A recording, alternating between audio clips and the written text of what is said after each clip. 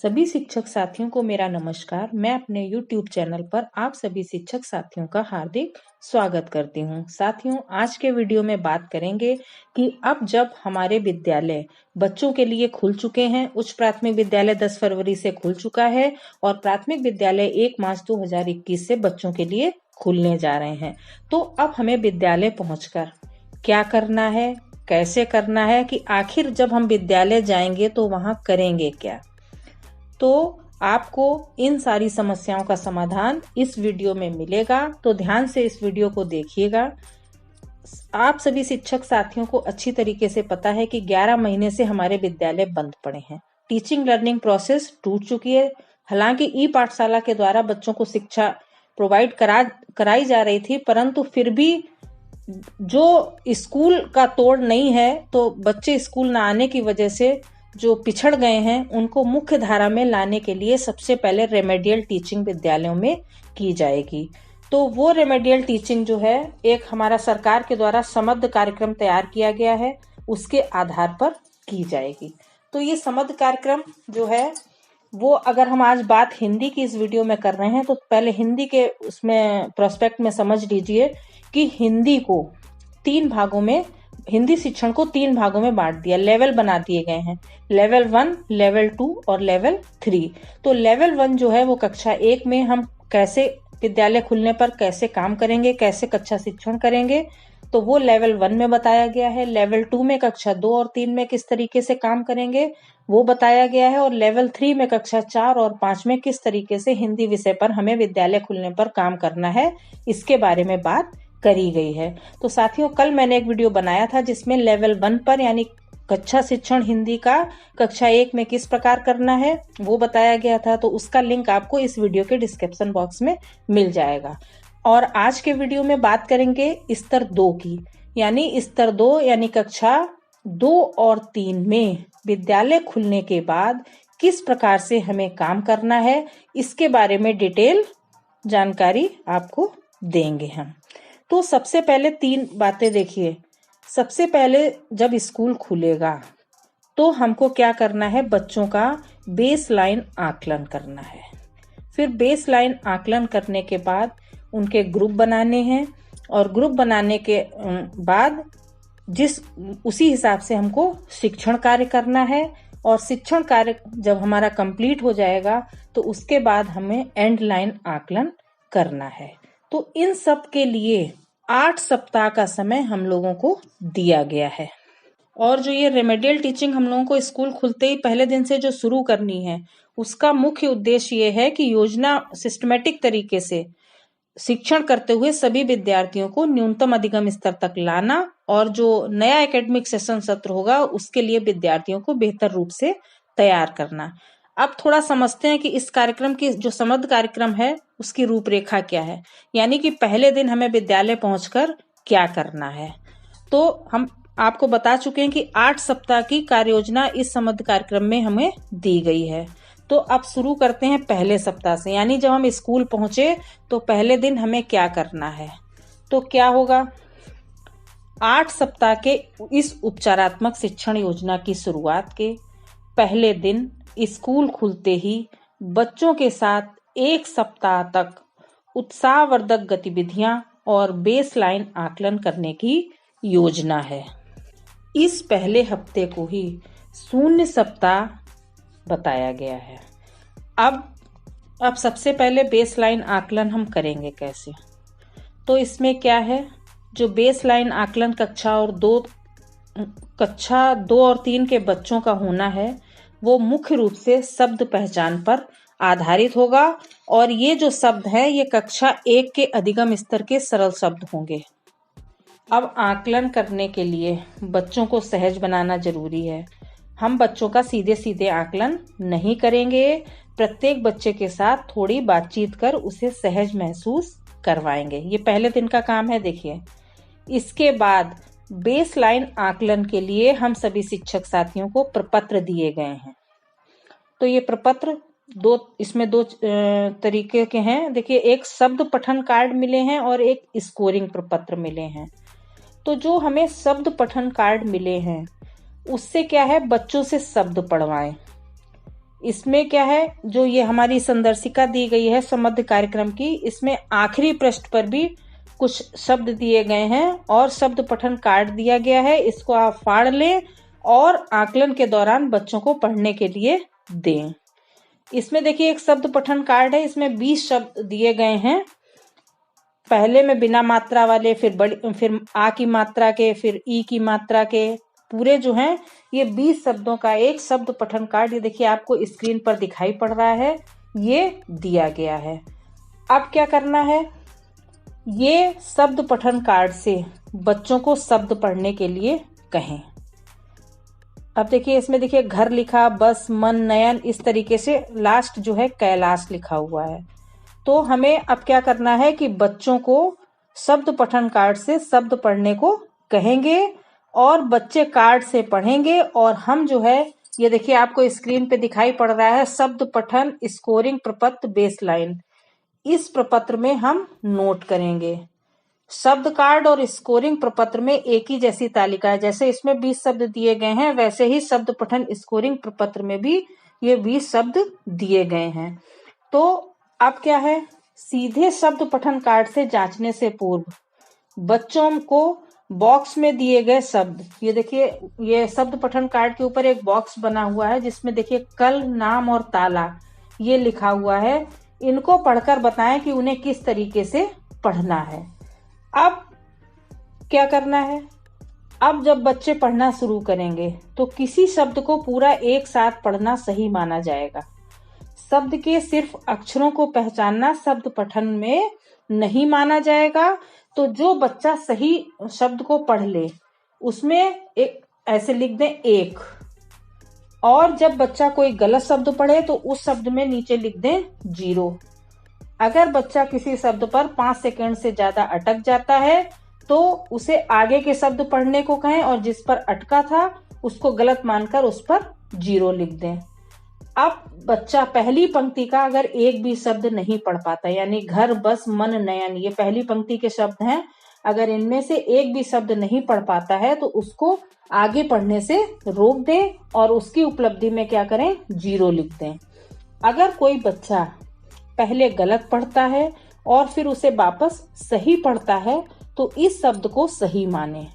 अगर आपने पहले 0 लिख दिया है तो उसको 0 मिटा के उस पर 1 लिख दें और सही पढ़े गए शब्दों की अंतिम गिनती करें और अंत में स्कोरिंग प्रपत्र में दिए गए खानों में सही पढ़े गए शब्दों की संख्या यानी 1 लिखकर लिखें। अब जैसे ये देखिए शब्द पठन स्कोरिंग प्रपत्र दिया है, जैसे यहाँ पर बच्चे का नाम जैसे मोहन है, कक्षा 2 में है। अब ये शब्द देखिए 20 दिए गए हैं, घर से स्टार्ट है और कैलाश तक शब्द दिए गए हैं।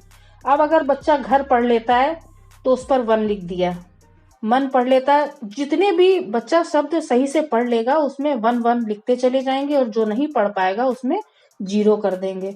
इसके बाद सही पढ़े गए शब्दों के अंकों का योग हमने यहाँ पर योग कर लेंगे, जो भी योग आएगा। इसके बाद लास्ट है बच्चे का स्तर।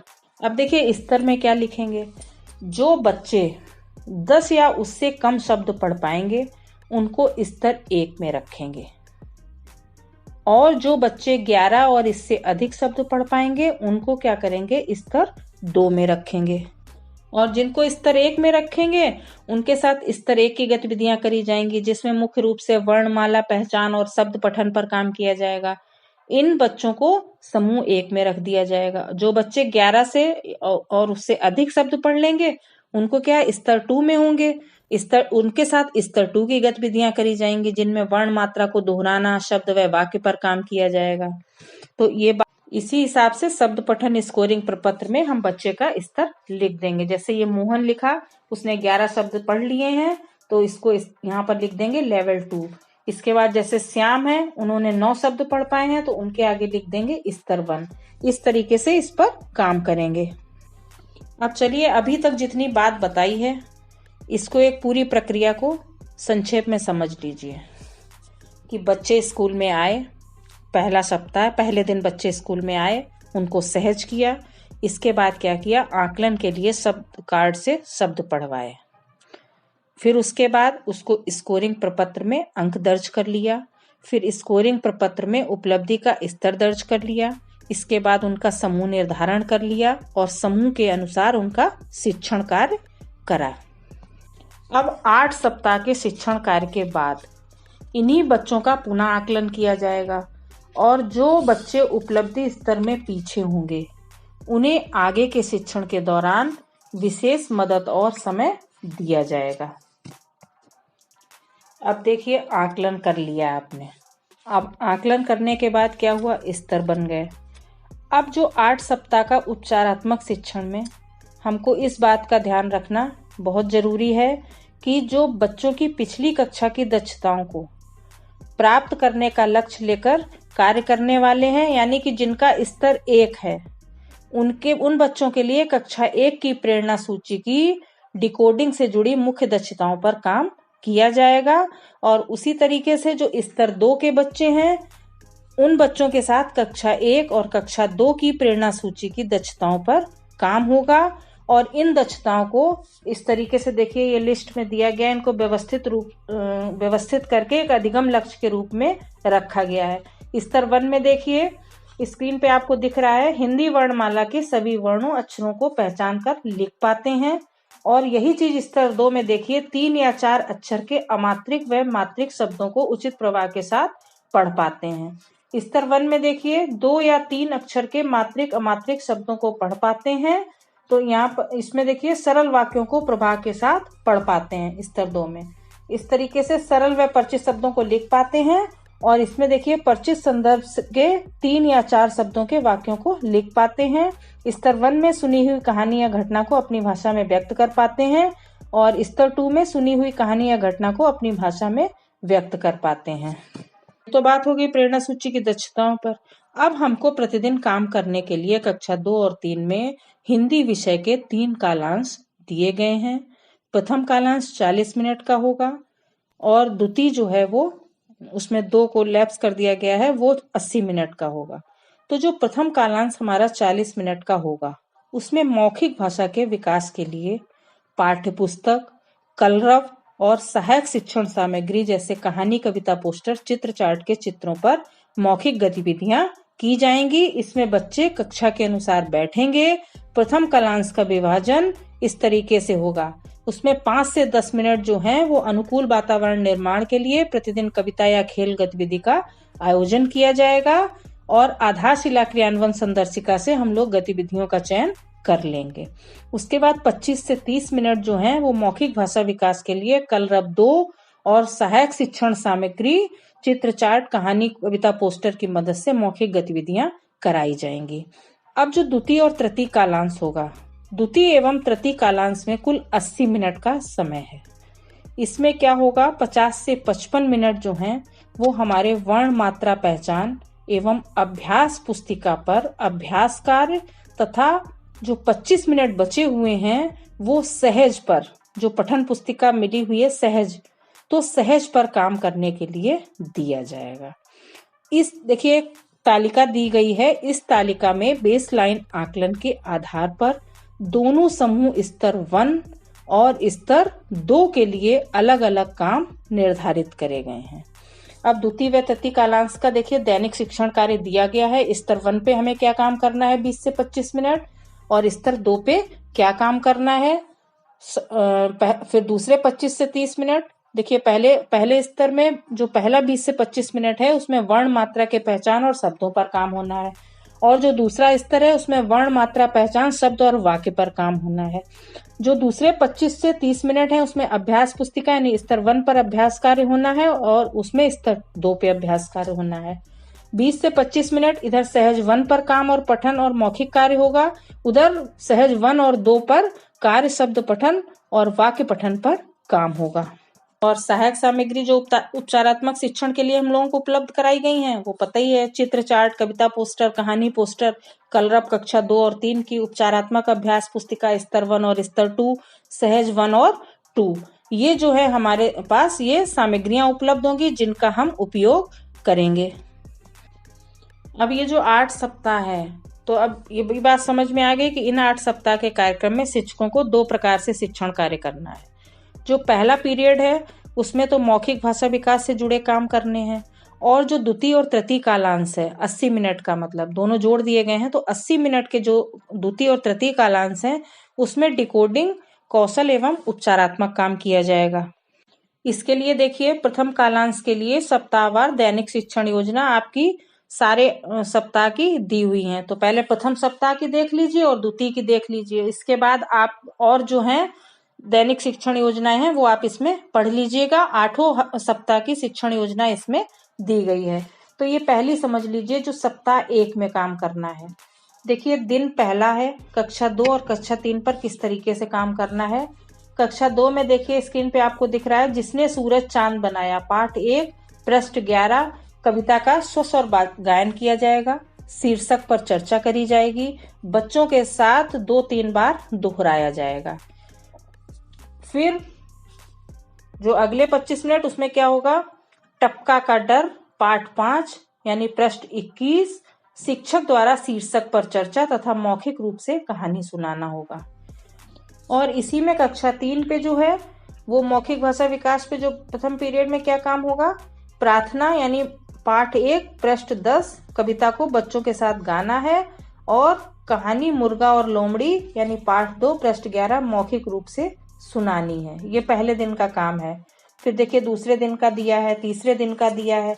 सब कुछ सिस्टमेटिक तरीके से दिया है कि आपको किस दिन किस समय पर क्या काम करना है, किस गतिविधि का प्रयोग करना है, किस पृष्ठ का को आपको किस पृष्ठ की कविता सुनानी है। सब कुछ जो है शासन द्वारा हमें सिस्टमेटिक रूप से दे दिया गया है। तो आप इसमें देख लीजिएगा कि प्रथम कालांश के लिए सप्ताहवार दैनिक शिक्षण योजना दी हुई है। ये 6 दिन की दैनिक शिक्षण योजना दी गई है।